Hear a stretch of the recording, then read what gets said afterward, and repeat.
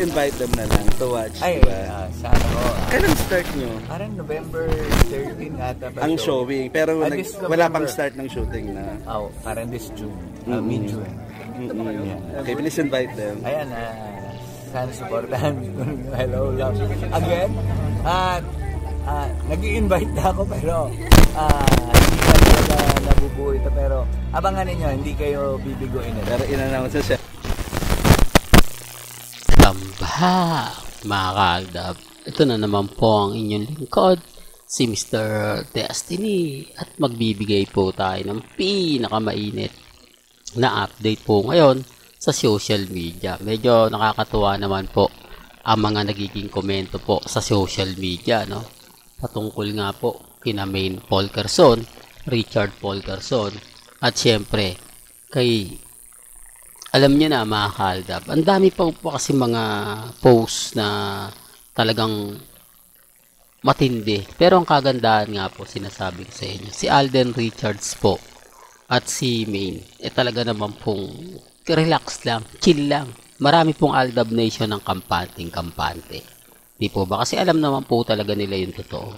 Alam naman po talaga nila ang buong senaryo. Po ba? Well, balikan natin itong mga sinabi ni Joros. Siyempre, mga kaaldab, Joros na yan eh. Kasama na po sa pelikula niya yan. Ako kasama po talaga sa pelikula yan. Kaya alam na alam niya yung mga bagay-bagay nga po na ipapalabas. Well, dito nagbanggit siya ng November 13. Yun daw po magsisimula at November 13 ang showing. Kung titignan nyo, June, July, August, September, October, November. Halos 6 months, di po ba, na magkakaroon ng promotion. Ganun po ka, ano yan. Although sabihin natin mag-taping po sila, first taping ng June. Hindi naman niya magtutuloy-tuloy eh. Kumbaga paudlot-udlot yan. Tinitignan nila kung kailan. Ang ibig kong sabihin, yung schedule kasi dyan ni Alden Richards ang matindi.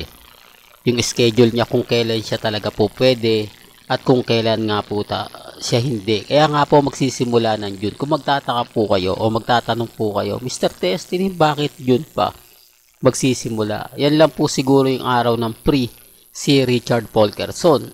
Siguro masusundan yan mga May na. Di po ba?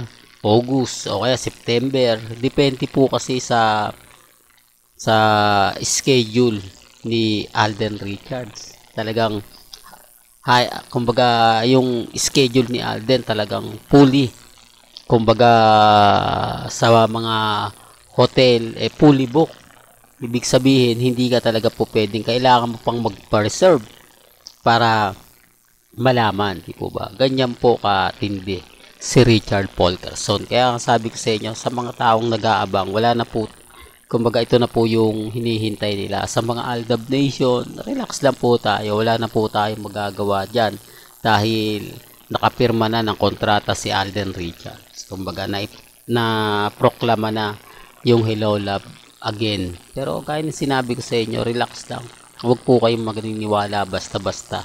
Huwag po kayo basta-basta magpapa-apekto sa mga sasabihin at mga pinapalabas po nila. Sino naman po kasi maniniwala, hindi po ba, na hindi kinasal si Catherine at si Daniel Padilla, hindi po ba? At yung mga sinasabi ni Ogie Diaz na MU, hayaan nyo lang po.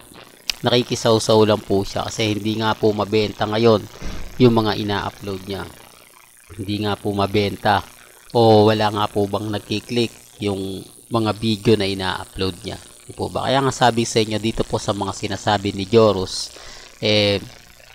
klaro na to. Medyo kahit sabihin na natin na ano lang to, siya yan eh. Di po ba? Hindi natin po pwedeng sabihin na kumbaga fake news yan, kasama nga po siya sa pelikula. Well, hanggang dito na lang po ang ating latest updates. Kaya kung gusto nyo pa po ng pinaka-latest at sariwang update, abay tumutok lang po kayo dito po sa channel ni Mr. Destiny para updated po kayo sa mga latest at sa mga bagong video po na ilalabas po natin maya-maya lang. Hanggang sa muli, salamat po sa panonood at pakikinig.